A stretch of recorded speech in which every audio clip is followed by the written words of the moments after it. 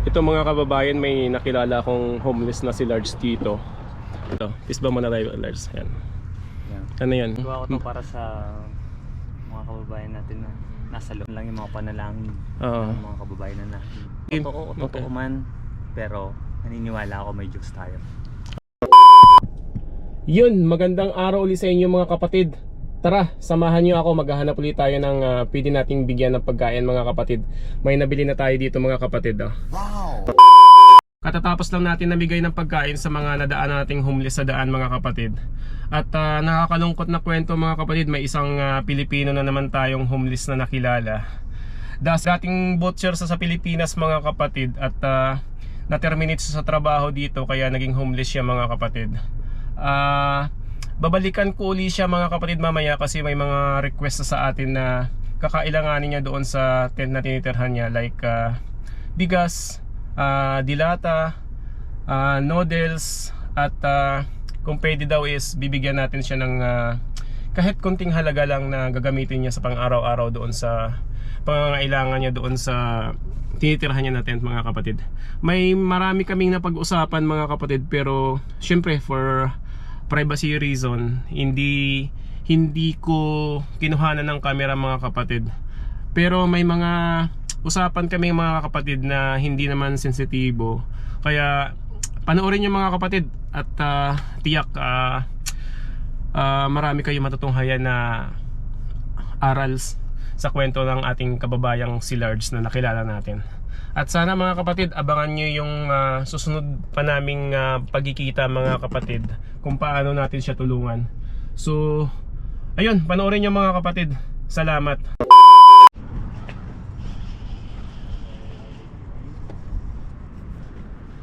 Hi guys, good morning. Good No problem, have camera? Uy, sure. Ay. How are you? Ito mga kababayan, may nakilala akong homeless na si Large dito. So nalaman ko kung ano yung mga kailangan niya dito ngayon, like bigas, at syempre nandun din yung mga financial na kailangan niya. Abutan natin siya pagbalik natin kahit counting halaga lang. Yan. Nagpaalam ako sa kanya na kung pwede siyang videohan, pero ayaw niya, so i-respeto natin yan. Some other time maybe. Yeah. So pero syempre dadating din yung araw na papayagan niya tayo. Pero bago yan, ito si Large. Isba mo na tayo, Large. Yan. Yan. Ano yan?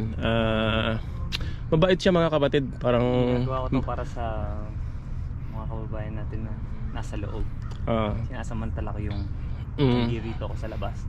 Matugunan man lang yung mga panalangin ng mga kababayan na natin sa loob. Mabait siya mga kapatid. Hindi man kasi totoo man, pero naniniwala ako may Diyos tayo.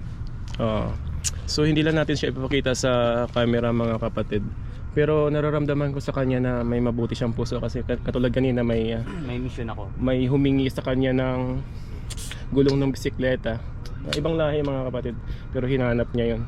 Nandito pala tayo para mag-abot sana ng punting pagkain lang sa mga kapatid nating homeless dito.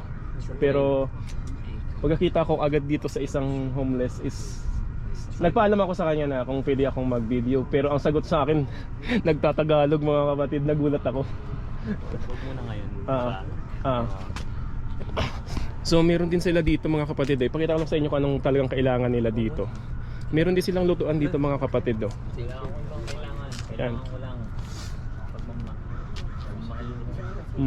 Meron din silang mga kawali dito mga kapatid. Ayan o. Ayan. May nagluluto din sila dito mga kapatid. So ayan, noodles. Ayan, yung mga bikes nila mga kapatid na ginagamit. Come again?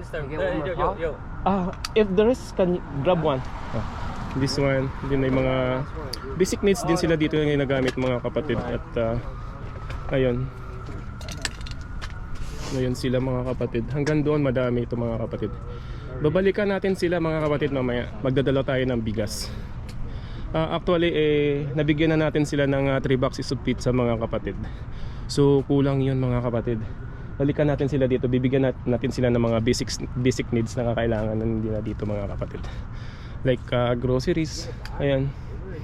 Ayan, may mga tuna. Ayan, tuna. Bibili din tayo ng tuna. Tubig. Ayan mga kapatid, dito na sila nakatira sa loob mga kapatid. Sabi ni Lars mga kapatid, 12 years daw siya ditong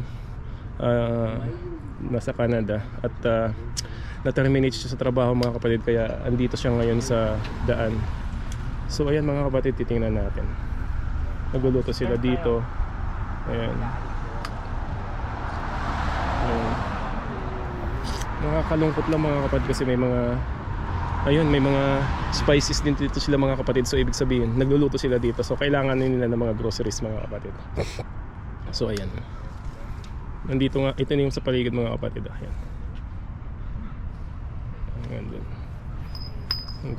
nandiyan naman yung downtown. Ayan. So balikan natin sila mga kapatid mamaya. Bibili tayo ng kakailanganin nila. I know you would like that, bro. You must letting me know. Ito mga kapatid.